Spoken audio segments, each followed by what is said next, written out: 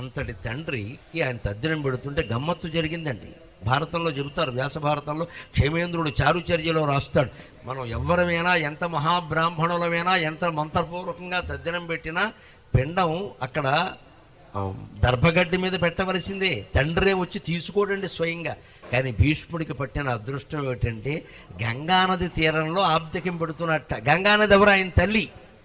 అందులోంచి ఈయన ఆబ్దికం పెడుతూ అక్కడ పిండం కింద పెట్టబోతూ ఉంటే ఆ నీళ్ల మధ్యలోంచి సువర్ణ కంకణాలు ధరించిన ఒక హస్తం, 5 వేళ్లకి 5 ఉంగరాలు ధరించి ఒక మహారాజు హస్తం పైకి వచ్చి, నాయన భీష్మ భీష్మ నా చేతిలో పెట్టరా, నా చేతిలో పెట్టరా, నీకు అన్యాయం చేశాను రా, నా పెళ్లి కోసం నీ పెళ్లి ఆపేశాను రా, ఇంత దుర్మార్గుడైన తండ్రి ఏ కొడుక్కి ఉండడం నాయన, నీకు అన్యాయం చేశా, నువ్వు పెట్టిన అన్నం నేను స్వయంగా తింటాను రా, స్వయంగా తింటాను నాయన, నా చేతిలో పెట్టు అని శంతనుడు అడిగి పెట్టమన్నాడండి. ఆ అదృష్టం